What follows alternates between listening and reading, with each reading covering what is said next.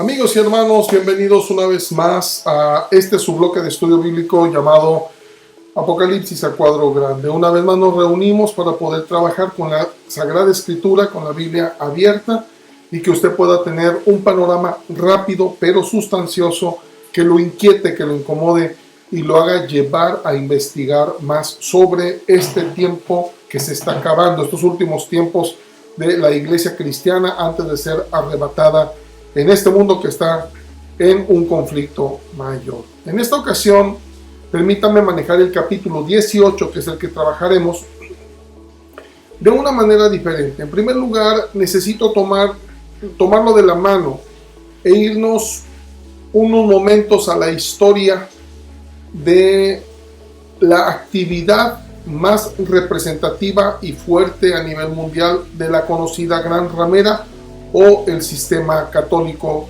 romano en el Vaticano. Es muy difícil a veces hablar tan a detalle de todo lo grotesco que tenemos en el escenario de la historia con esto, para poder emparentarlo a la figura de la Gran Ramera que presenta el libro de Apocalipsis capítulo 17, pero que en el 18 simple y sencillamente nos manifiesta la forma en la que será destruida. Es muy importante que usted vea, por ejemplo, tendríamos que irnos al año 313, cuando aparece en el escenario Constantino, aquel hombre, aquel emperador perverso, malo, duro, que con esa forma terrorífica de dominar Roma, logra tomar no solamente el papel de emperador, sino que abraza el papel ecuménico o religioso. En el caso con Constantino, usted podrá recordar en la historia que este hombre es el que crea el primer movimiento ecuménico en el año 325, allá en Nicea, allá en las tierras de Turquía. Recuerde que Constantino de Roma pasa el imperio a Constantinopla, su autociudad, dijéramos así, y de ahí comienza el nacimiento del 313 al 325, da la inauguración de aquel primer movimiento ecuménico en Nicea, donde ya presenta al cristianismo como algo que se podía abrazar. Y se le permite, frenó las persecuciones, las opresiones a la iglesia cristiana. Sin embargo, en el 325 Constantino abre la puerta al nacimiento de lo que conocemos como el imperio de la iglesia católico romana. ¿Qué es esto? Después de los emperadores, simple y sencillamente Constantino dejó el legado y el escenario libre para que ahora fueran los papas que tuviesen el matiz y la sombra de los césares de Roma. De aquí, obviamente, hermanos y amigos, tenemos a los reyes de la tierra, tenemos a los gobernadores de la tierra, sometidos en absoluta disposición de ser dirigidos por los papas en turno, quienes manejaban el aspecto político y el aspecto religioso. Obviamente mencionamos en el bloque anterior cómo el aspecto religioso es más poderoso que el político, porque el religioso mueve masas. El Papa fueron diestros en poder hacer este tipo de movimientos, pero el primer gran problema de esta institución después de Constantino del 325 es que no estamos hablando de la iglesia evangélica del libro de los Hechos. Estamos hablando de una institución religiosa con los matices de la iglesia primitiva, pero con todo el paganismo romano abrazándolo y exhibiéndolo en el mundo. Estamos hablando de todo el sistema idolátrico y pagano metido en el supuesto cristianismo. Usted no debe olvidar que en la época de Constantino, cuando institucionaliza la iglesia, la verdadera iglesia de Jesucristo huyó y solamente se quedaron aquellos que adoptaron la armonía o la paz que presentó como inicio emocionante, y decir todo está en calma, solamente sujétate. Y esto lamentablemente los papas se encargaron de hacerlo fuerte, de lograr que la gente terminara finalmente creyendo en todo esto.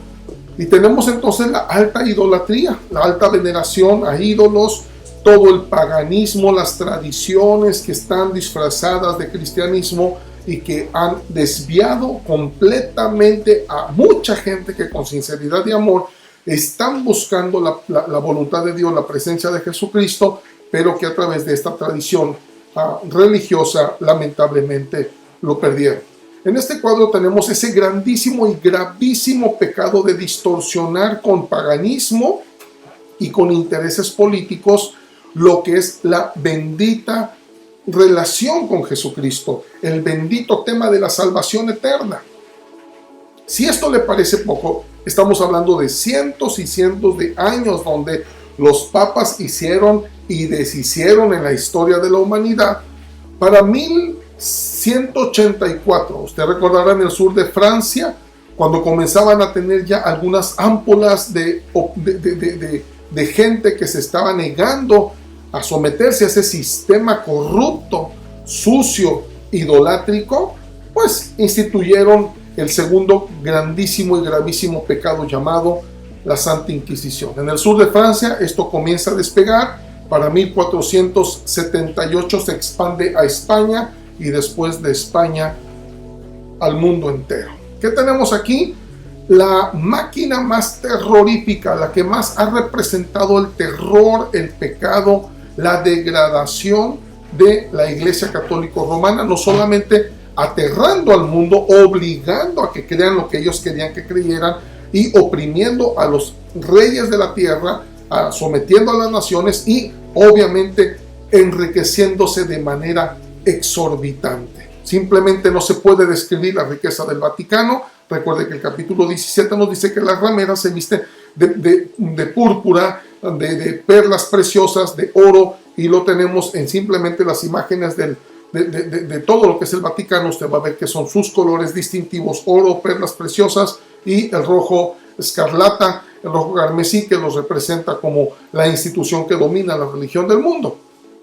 Se enriquecieron de manera que no se puede mencionar, no se puede calcular a final de cuentas en nuestros días. Simplemente cuánto no cuesta una tiara papal llena de oro, llena de perlas preciosas. ¿Cuántas tiaras papales tenemos? ¿Cuántos trajes? ¿Cuántos emblemas? ¿Cuántas cosas representativas de ellos tienen en oro y en perlas preciosas?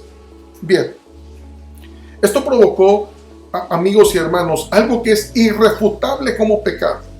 Comenzaron a oprimir, y no fueron 4, 5, 10 años. Estamos hablando, mis amados, que de 1478, 350 años la máquina del terror llamada Santa Inquisición, donde no solamente hacían lo que ellos querían, oprimían, aterrorizaban al pueblo. Era terrorífico salirte de los lineamientos de la Iglesia Católica, a un grado tal que persiguieron obviamente a los santos profetas de Dios y a los predicadores y todo aquel que quería rendir su vida plenamente a nuestro Señor Jesucristo. Por eso en el capítulo 18 usted va a ver los elementos de la alegría de los siervos y profetas de Dios.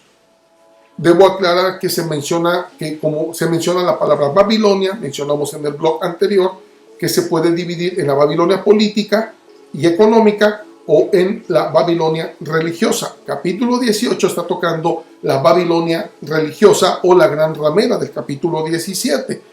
¿Por qué razón no tenemos problema para aterrizarlo en la Babilonia religiosa? Porque los primeros que se gozan son los grandes hombres de Dios y profetas que perdieron sus vidas o que vieron cómo fueron destruidos todos aquellos que con sinceridad buscaban la verdadera manera de acercarse a Dios a través de Jesucristo. Por otro lado, vamos a ver elementos sobre los mercaderes que lloraron y lamentaron, porque lamentablemente Vaticano ha sido el gran negocio de muchos. Ha logrado amasar fortuna no solamente para sí mismos, sino también ha logrado que muchos amasen fortunas con no solamente con lo que ellos consumen del Vaticano, sino con todo lo que ellos le han entregado al mundo en mercancía idolátrica, publicidad de idolatría, etcétera, etcétera. Y pues bueno, recuerden la conexión con todos los reyes de la tierra, que los cuales también lamentan porque esta institución religiosa se ha vendido como una prostituta a las naciones con tal de obtener los beneficios a cualquier precio. Santa Inquisición lo tenemos como un método terrorífico que logró matar a cientos de miles de personas.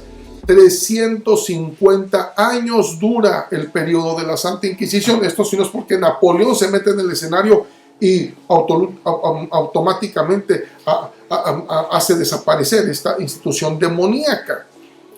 Peor de todo es, hermanos, pensar que lo hacían en el nombre de Dios. Ponen todavía en su insignia, en su símbolo, un salmo, el Salmo 70, versículo 74, donde dice: Dios, levántate tú y defiende tu causa. Era el símbolo de ellos para destruir a la gente que quería contrariarlos u oponerse al sistema político religioso de ellos. Fue algo altamente demoníaco que dominaba a través del terror, de la muerte, de la sangre. ¿Y cuántos inocentes murieron? Obviamente, en las estadísticas de ellos hablan de 5,000 muertes en 350 años, por favor. A nivel mundial, por favor, hay cientos de miles de muertos que obviamente se aclara que ni siquiera fueron registrados. Simplemente aquí en nuestro país, México, la Santa Inquisición jugó un papel determinante para que los gobiernos hicieran lo que quisieran. Déjenme les explico. Tuve una oportunidad de estar en la Ciudad de México hace algunos años. Estuve en el Museo de los Aparatos de la Santa Inquisición. Amigos y hermanos, créanlo, yo ni siquiera podía voltear a ver los dibujos representativos de cómo se usaban esos aparatos.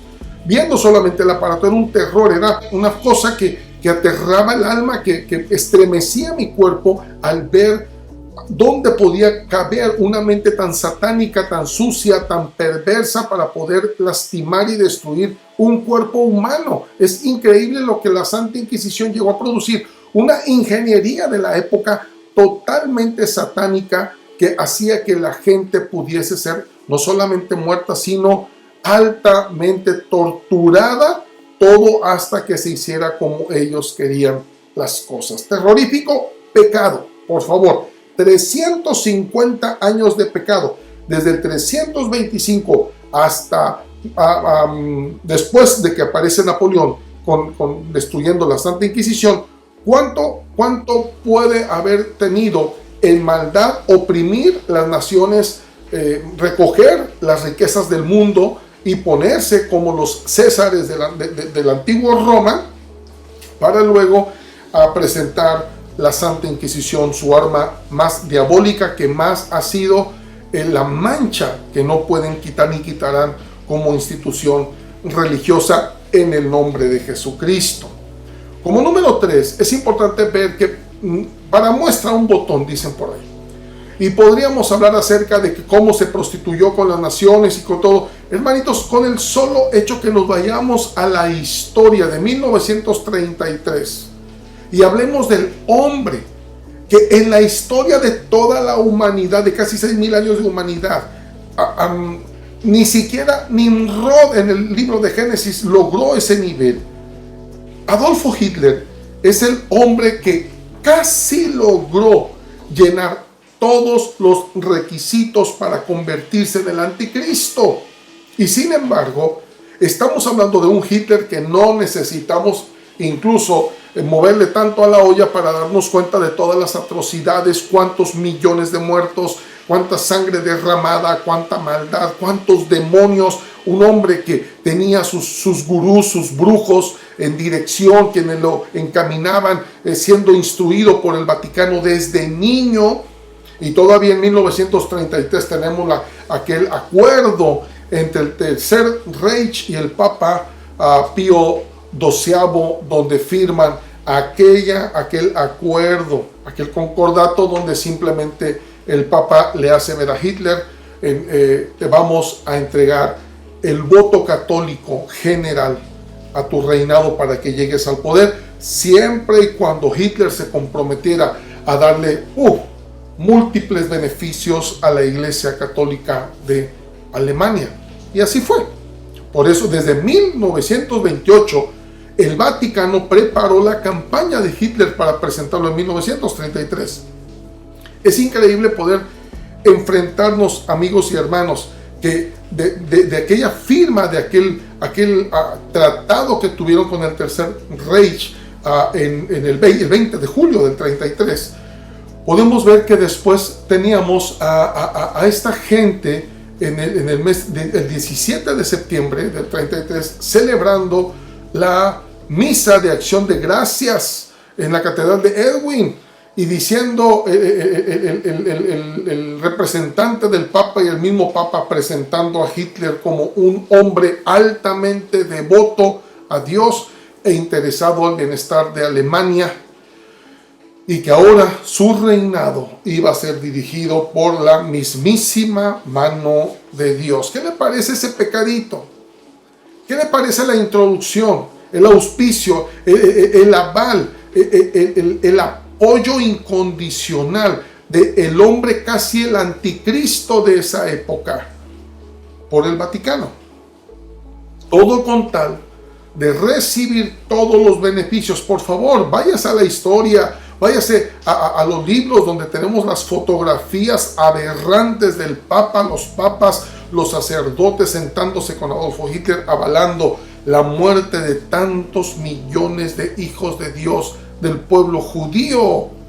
¿Cree usted que esto pasa desapercibido por la presencia de mi Señor?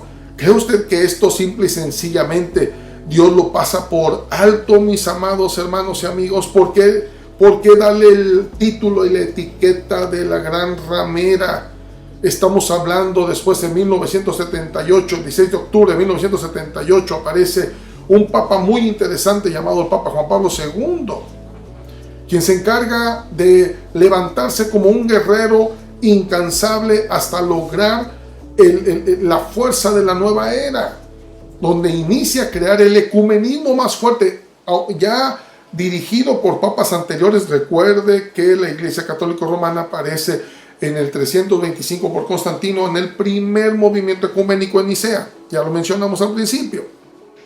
Aparece Juan Pablo II con el movimiento ecuménico más fuerte de la historia de la Iglesia Católica, y es el viajero del mundo, el hombre que pasó por todos los países, uniendo a todos los paganos, poniéndose las marcas de cualquier tribu hindú, cualquier tribu satánica que quería congraciarse con él. No le importaba llenarse de chamanerías, el punto era integrarlos, porque su meta era la integración de una religión global.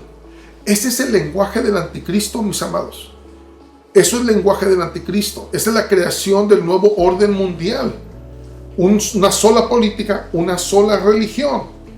Como falso profeta, se comenzó él a proliferar también en el mundo la idea de que el Dios que tú adoras es el mismo Dios.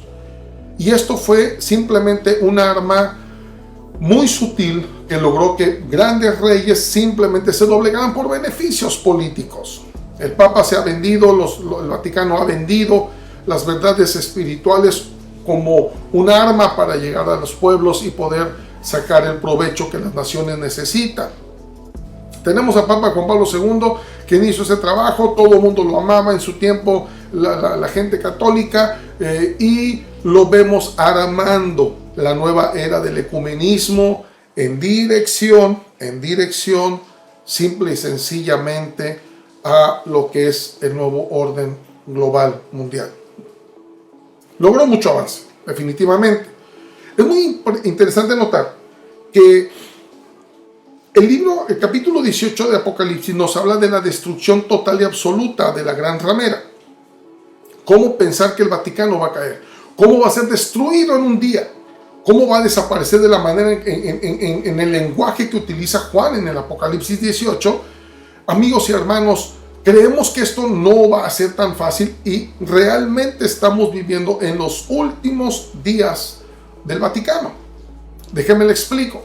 Después de este movimiento ecuménico poderoso por parte de Juan Pablo II, otro pecado gravísimo más, donde Alá, que no tiene nada que ver con Jesucristo, es Dios, donde otros tipos de dioses, Buda, cualquier otra creencia, las emparenta como si fuera Dios, como si fuera Jesucristo. Es una blasfemia, eso es una basura de concepto.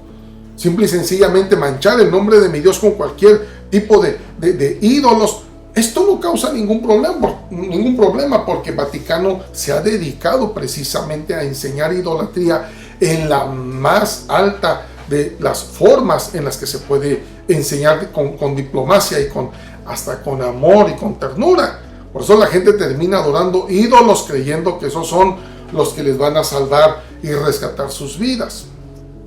En este cuadro vemos este terrorífico pecado, donde trata de unificar al mundo de manera absurda,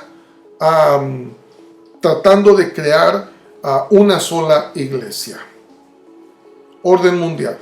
Recuerden, mencionamos en el bloque anterior, todos los grandes emperadores, los hombres que conquistaron los mundos, llegaron a creerse dioses e intentaban crear un orden mundial, ser los amos y señores del mundo. Ahora comprende por qué este se convierte en una herramienta clave para el imperio del anticristo. Simple y sencillamente porque la institución romana, el último papa, que ahorita tenemos al último papa en existencia llamado Francisco, es el falso profeta que va a llevar a la gente a los pies de la adoración al mismísimo Satanás con el anticristo. ¿Cómo será esto? Suena terrorífico. Te comento, el Papa ya Juan Pablo II deja esa mancha de pecado terrorífica, así como Constantino, así como Hitler, así como la Santa Inquisición, en la historia, hablando de un pecado universal que mancha, ensucia y aplasta los principios verdaderos del bendito nombre de nuestro Señor Jesucristo y las Sagradas Escrituras. Ahora tenemos la aparición del Papa con una gran polémica y escribiendo una encíclica que ahorita ha sido la sacudida del mismísimo Vaticano, la carta Fratelli Tutti, que significa todos somos hermanos, todos somos hermanas. Una idea totalmente fuera del contexto y basada absurdamente de la postura de San Francisco de Asís, quien hizo esa declaración.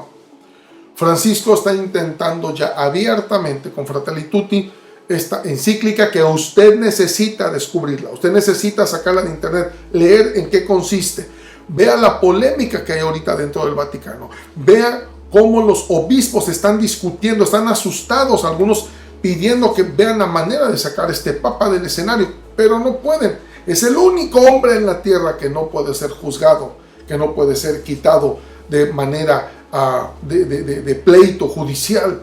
Impresionante. Lo único que les va a quedar es someterse, ellos lo saben, y por eso ahora muchos obispos están en contra del mismísimo Francisco, que sin temor ni temblor se le ocurre pararse como el falso profeta y decir el Fratelli Tutti, que nos lleva de la mano para decirle al mundo: no podemos con este planeta, necesitamos integrarnos al nuevo orden mundial. Por favor, ya aplíquelo en su corazón. Nuevo orden mundial es la institución del reinado del anticristo en la tierra durante 7 años.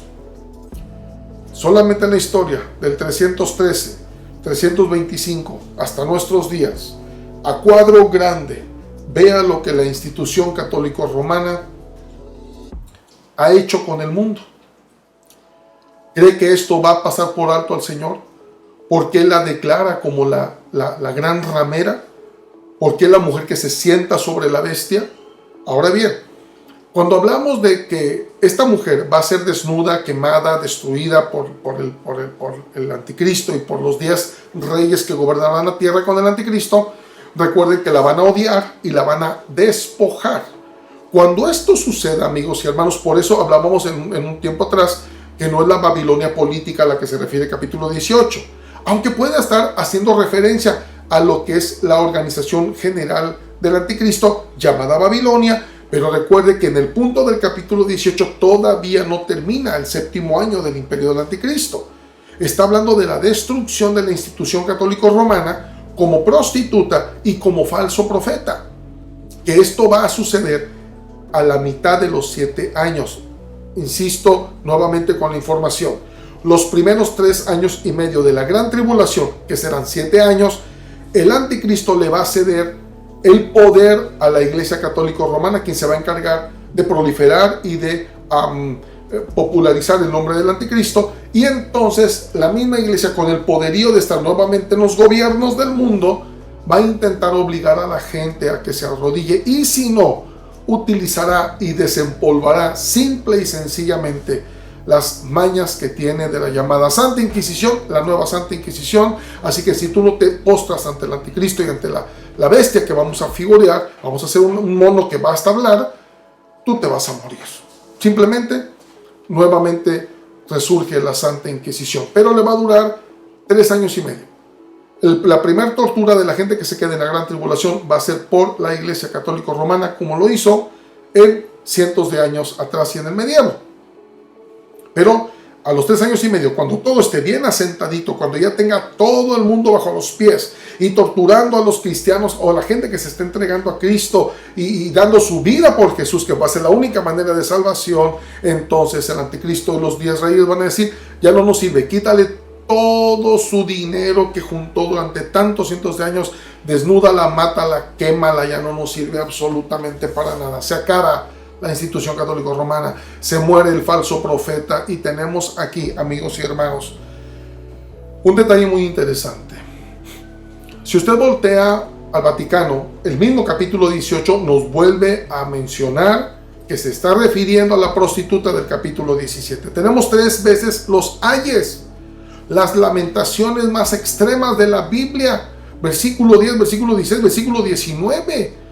3 ayes en un capítulo donde va a ser tan terrorífica su destrucción, y donde se está refiriendo a aquel que hizo negocios con el mundo, negocios con los reyes, se prostituyó vendiendo todo con tal de salir beneficiada, y obviamente los que se beneficiaron van a llorar, van a gritar, y ahí nos dan hasta la lista de lo que consumían o lo que le vendían, y todo aquello que provocaba que esa institución estuviera de pie, creyendo que nunca iba a ser destruida, que nunca iba a ser viuda, que nunca iba a ser desolada. Y Dios, en un momento inimaginable, le corta las alas y la destruye y la exhibe ante el mundo. Déjeme le digo, aunque todo esto suena terrorífico, y podríamos decir muchos de los pecados de la institución católica romana, que lamentablemente contaminó, en el mismo ecumenismo ha logrado contaminar a mucha denominación cristiana.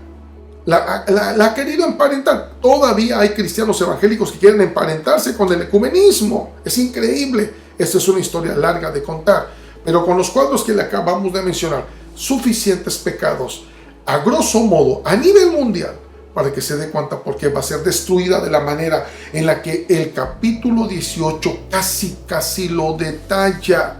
El otro ángel que se le aparece a Juan para describir la destrucción detallada de la ramera de la Babilonia espiritual.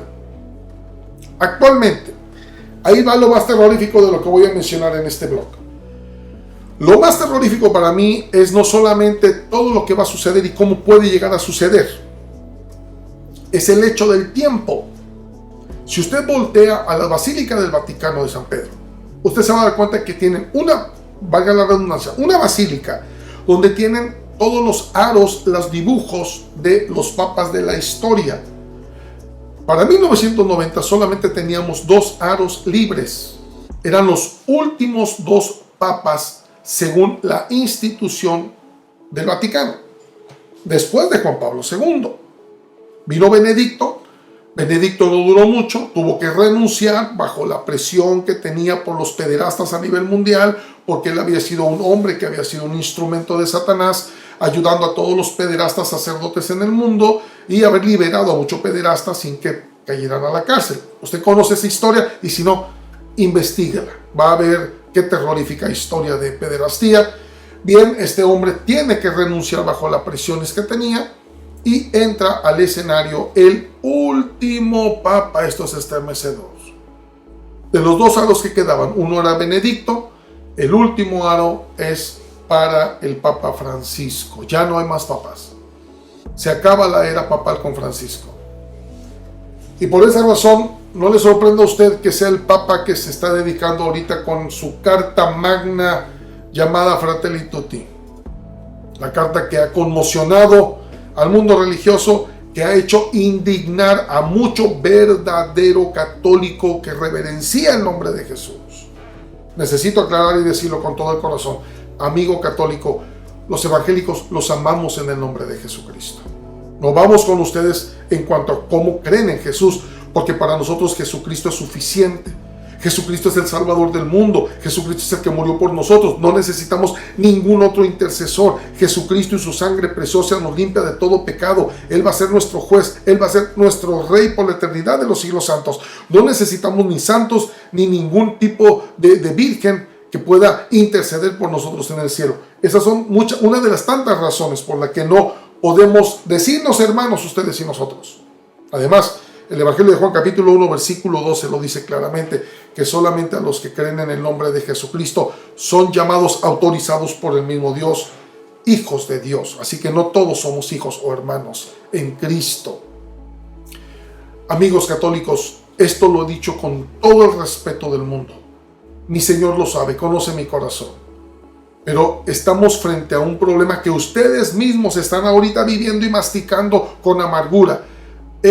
La encíclica del Fratelli Tutti del Papa Francisco, quien ya abiertamente está hablando de la nueva forma de pensar, está hablando de unirse al imperio mundial. Y por favor, amigo católico, el imperio mundial, el nuevo orden global, el 2030 no es otra cosa sino el trono del mismísimo anticristo. Terrorífico. Nos queda muy poco tiempo.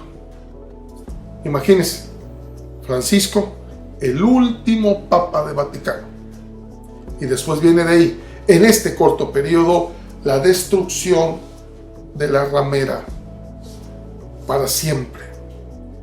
Si la destrucción va a ser a la mitad de los 7 años de la gran tribulación, va a estar en el escenario 3 años y medio de la gran tribulación, dominando al mundo y creyéndose la reina, ama y señora, amigos y hermanos, y estamos hablando que Francisco es el último papa, entonces, ¿qué tiempo nos queda? Estamos a punto de terminar.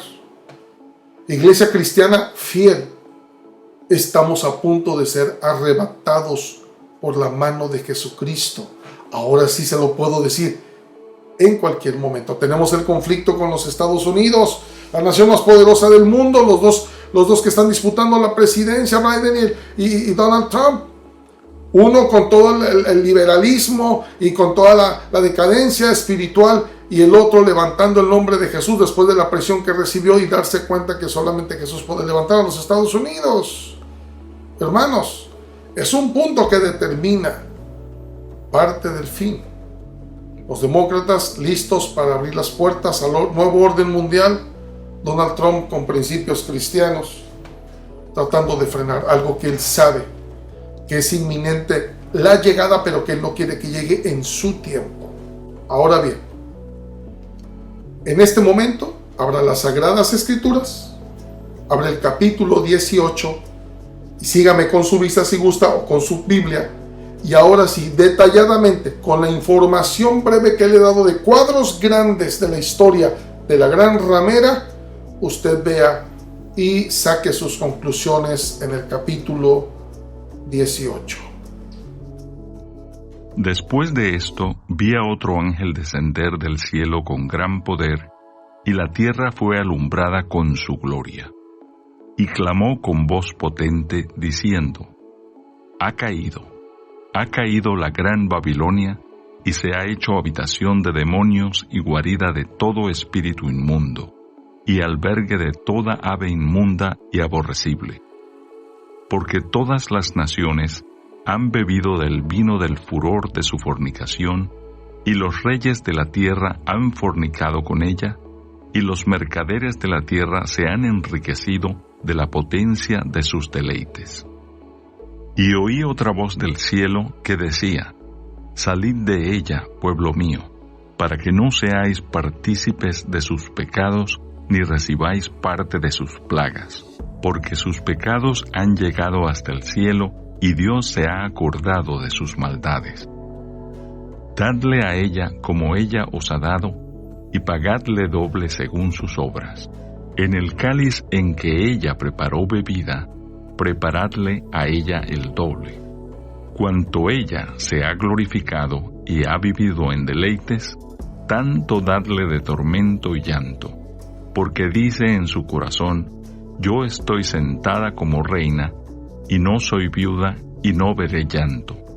Por lo cual en un solo día vendrán sus plagas: muerte, llanto y hambre, y será quemada con fuego, porque poderoso es Dios el Señor que la juzga. Y los reyes de la tierra que han fornicado con ella, y con ella han vivido en deleites, llorarán y harán lamentación sobre ella, cuando vean el humo de su incendio, parándose lejos por el temor de su tormento, diciendo: ay, ay de la gran ciudad de Babilonia, la ciudad fuerte, porque en una hora vino tu juicio. Y los mercaderes de la tierra lloran y hacen lamentación sobre ella, porque ninguno compra más sus mercaderías. Mercadería de oro, de plata, de piedras preciosas, de perlas, de lino fino, de púrpura, de seda, de escarlata, de toda madera olorosa, de todo objeto de marfil, de todo objeto de madera preciosa, de cobre, de hierro y de mármol, y canela, especias aromáticas, incienso, mirra, olíbano, vino, aceite, flor de harina, trigo, bestias, ovejas, caballos y carros, y esclavos, almas de hombres.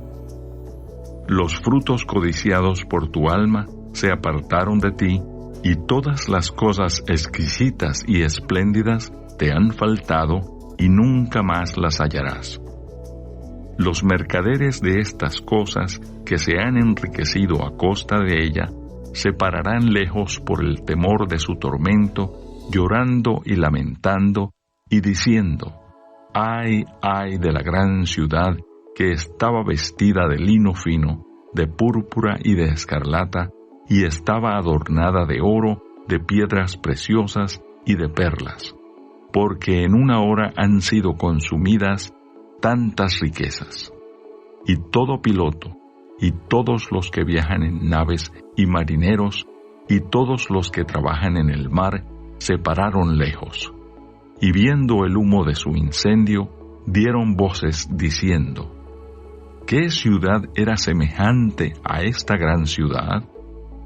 Y echaron polvo sobre sus cabezas, y dieron voces, llorando y lamentando, diciendo: ay, ay de la gran ciudad, en la cual todos los que tenían naves en el mar se habían enriquecido de sus riquezas, pues en una hora ha sido desolada.